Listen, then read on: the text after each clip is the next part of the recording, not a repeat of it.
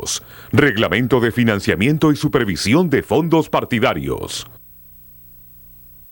Muy bien, seguimos en TV Perú Mundo. Estábamos comentando la situación en Venezuela. Ya 15 días han cumplido los presos políticos en esa huelga de hambre. Y yo la verdad que no sé hasta cuándo van a poder soportar. Hay otros que amenazan con huelgas mucho más radicales que yo nunca había escuchado, que es huelga de sed, o sea, es no tomar líquido. Algunos yo no creo que pase de 2-3 días. La situación se complica, ¿no es cierto? Digamos, claro, lo que pasa es que en las huelgas de hambre, cuando no se ingiere absolutamente nada, algunos la llaman huelga de hambre seca, ¿no?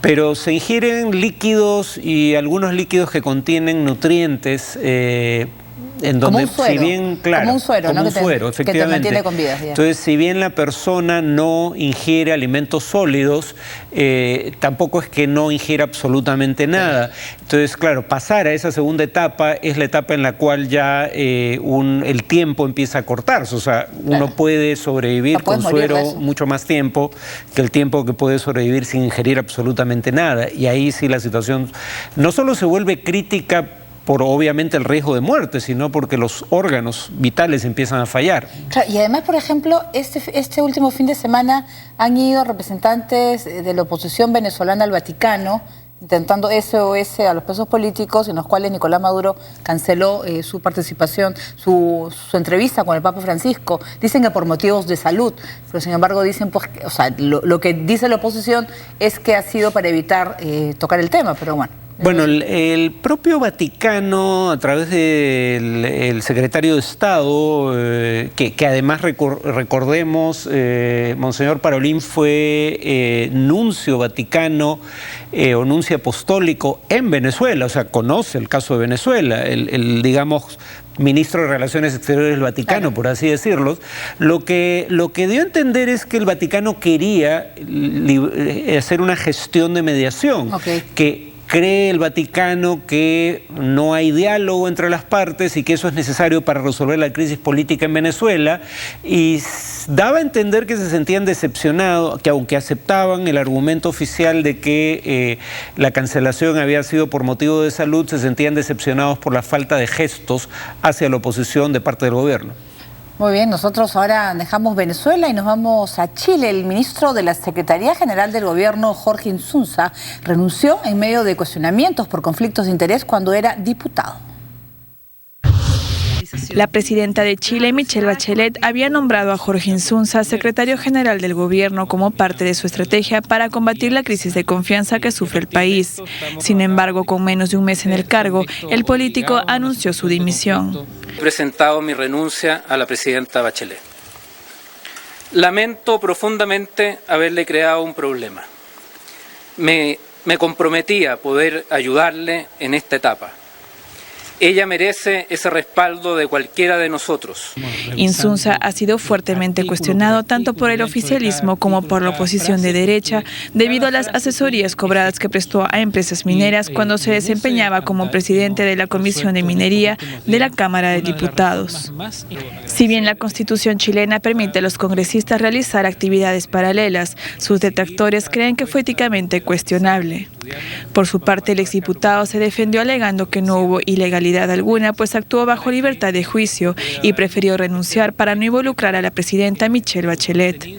La salida de Insunza es un nuevo tropezón para el gobierno de Bachelet, quien hasta ahora no ha podido recuperarse de los escándalos de corrupción en los que está envuelta, en medio de una histórica caída de los índices de su popularidad ante una profunda crisis de confianza que golpea al país.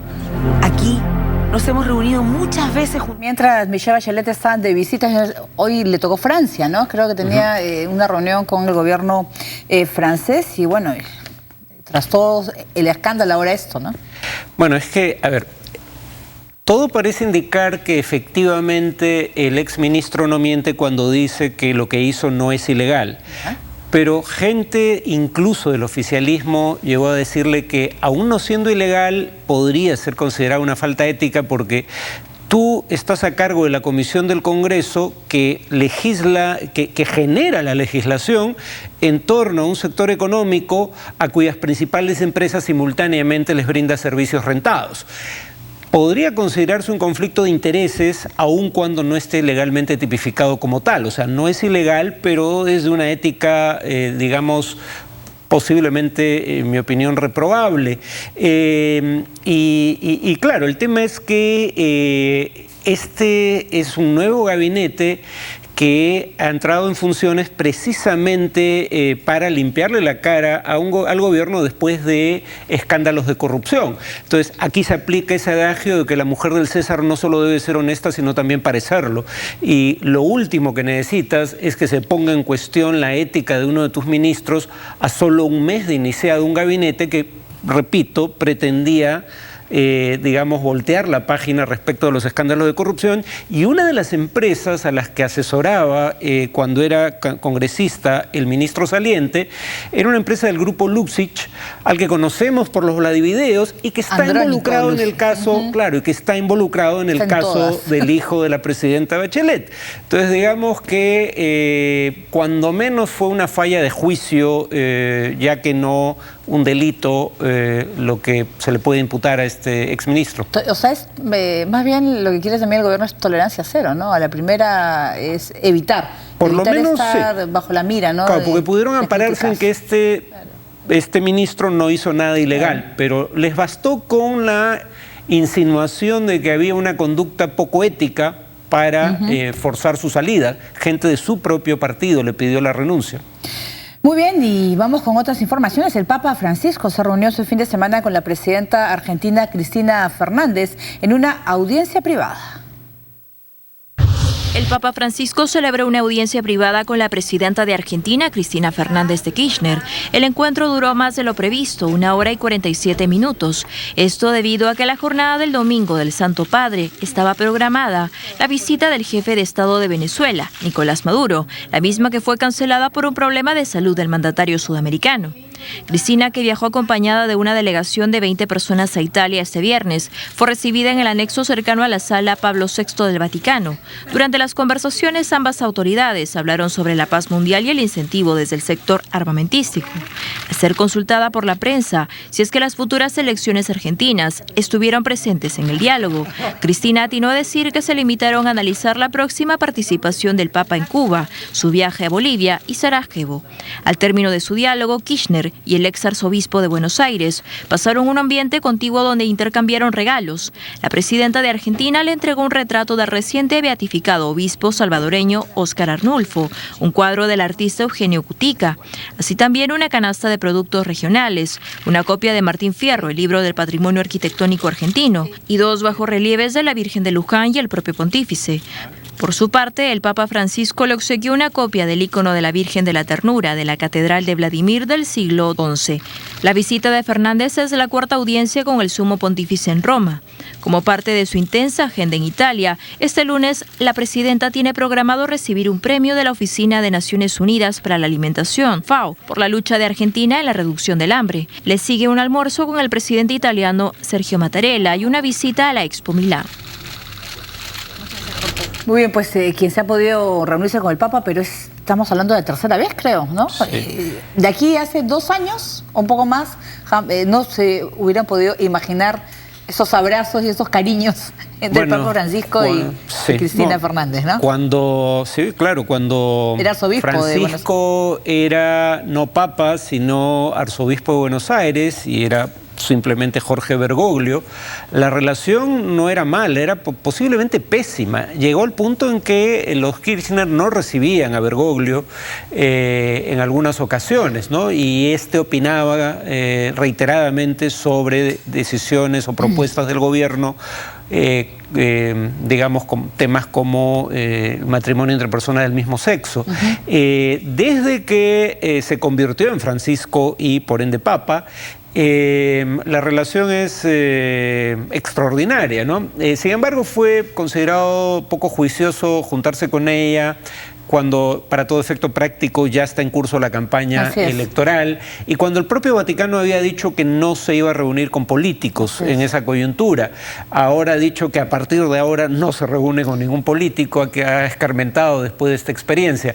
El monseñor que se citó no es Óscar Arnulfo, sino Óscar Arnulfo Romero, dicho sea de paso, el cuadro que le regala ella al Papa. Claro, y además en la prensa argentina yo estuve leyendo ayer y era todo sobre la oportuna visita en plena campaña electoral y bueno, y todos destacaban esta pues, relación, ahora eran muy amigos. Bueno, está bien, pues se hizo el milagro.